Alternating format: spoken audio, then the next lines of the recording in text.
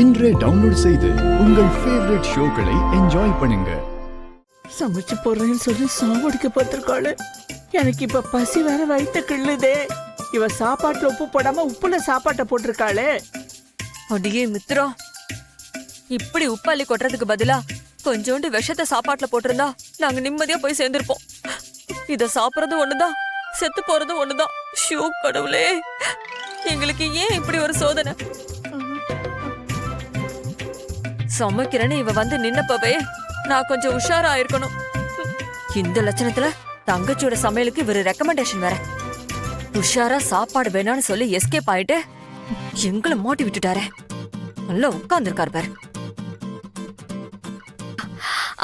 அத்தை, அண்ணி, எப்படி இருக்கு? டேஸ்ட் சொல்லுங்க. எப்படி இருக்கு என்னோட சமையல்? என் டேஸ்ட்ல வாய் அடிச்சு போயிருக்கீங்கன்னு நினைக்கிறேன். ரொம்ப சூப்பரா இருக்கு மித்ரா.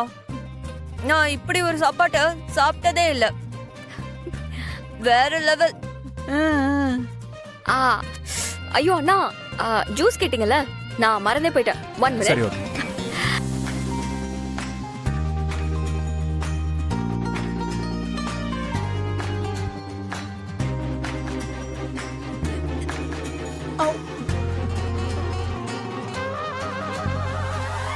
அண்ணா, இந்தாங்க. Thank you.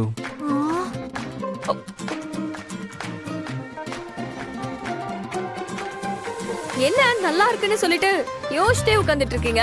எல்லாத்தையும் போட்டு சாப்பிடுங்க. சாப்பிடுறேன்.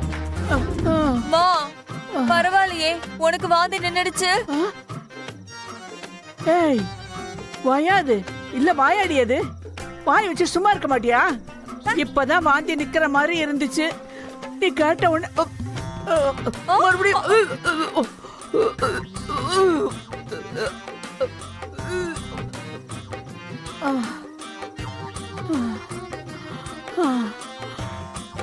என்னம்மா இப்படி ஆயிடுச்சு? அம்மா, நம்ம கொஞ்சம் தானம்மா சாப்பிட்டோம், அதுக்கே இப்படியா? அப்பா, என்னால முடியலடா சாமி, கண்ணெல்லாம் கட்டுது. அம்மா, வேற எதுவும் பிரச்சனை வராது இல்லம்மா? இதுக்கு மேல வர்றதுக்கு ஒண்ணும் இல்ல, எல்லாம் வந்துருச்சு. ஏண்டி, அந்த மித்ராவ நீதான் சமைக்க சொன்னியா? ஐயோ, சத்தியமா நான் இல்லம்மா. நான் ஏன் நடுராத்திரில சுடுகாட்டுக்கு போறேன்? அவளா வந்தா சமைக்கிறேன்னு சொன்னா, நான் வேணவே வேணான்னு கெஞ்சினேன். அவ எப்பமா என் பேச்ச கேட்டிருக்கா? சமைக்கிறேன் சமைக்கிறேன்னு சொல்லி சண்டாளி நம்மள சாவடிக்க பாத்திருக்காமா. அம்மா, அவளுக்கு என்னமா நான் துரோகம் பண்ண?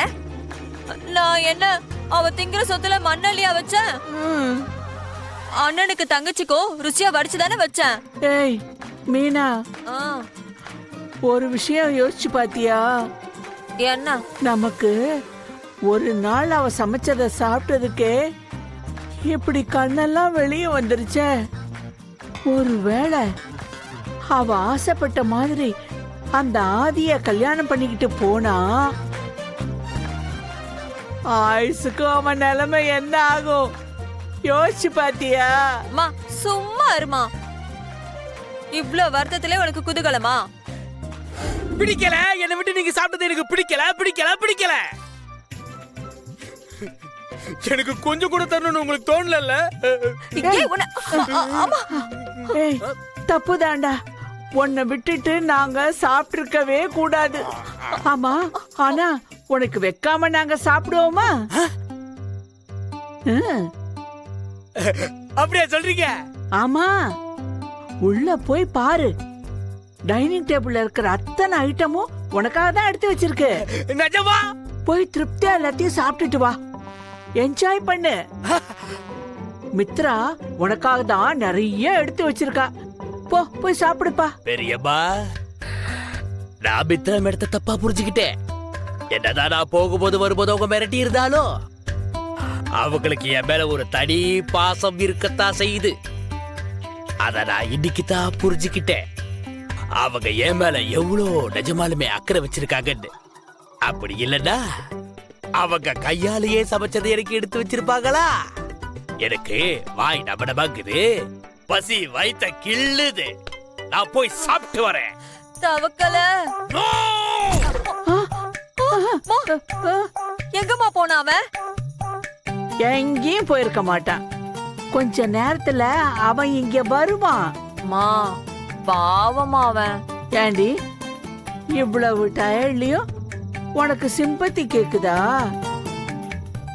ஏண்டி தவளை தான் வாயாலே கெடுன்னு கேள்விப்பட்டிருக்கல, அத இப்ப நேர்ல பார்க்கலாம். Wait and see.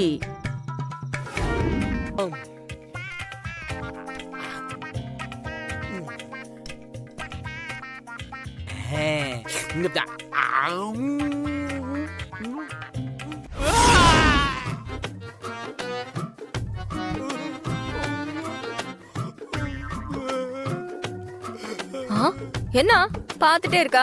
சாப்பிடு. சாப்பிடுறதா? இதையா? ஆ, காரமா இருக்கா?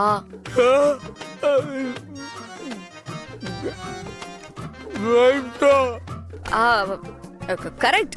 எப்பவுமே நான்வெஜ் எல்லாம் கொஞ்சம் காரசாரமா சாப்பிட்டாதான் நாக்குக்கு உரப்பா இருக்கும்.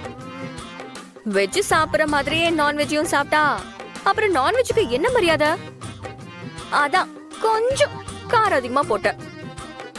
இங்க இருக்கிற எல்லாமே உனக்கு தான். கொஞ்சம் கூட மிச்சம் வைக்காம சாப்பிடணும். ஓகேவா?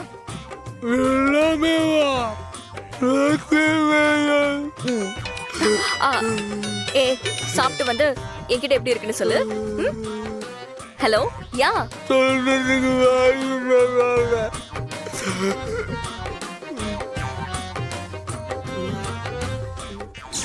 என்ன பாட்டி, ஏன் என்னமோ மாதிரி இருக்கீங்க?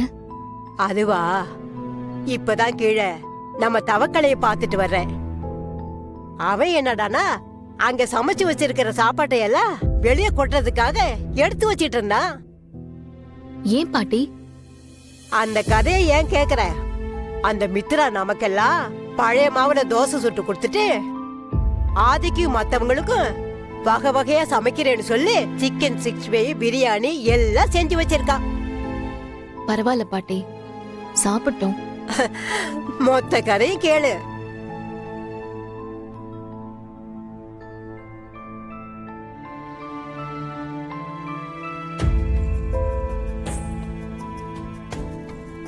அவங்க யாருமே சாப்பிடல. அப்படி ஒரு சாப்பாட்டை பண்ணி போட்டிருக்கான். அவ அண்ணங்காரனும் அப்படியே எஸ்கேப் ஆயிட்டான் போல இருக்கு. பாவம், தவக்களை, மீனா, திலகா எல்லாருக்கும் ஒரே வாந்தி. நல்ல வேளை ஆதி சாப்பாட்டுல கை வைக்கல போல இருக்கு. ஆதி சாப்பிடலையா? ஆமா பாரதி, அத கேட்டிருந்தா என் மனசுக்கு ஒரு மாதிரியா இருந்தது.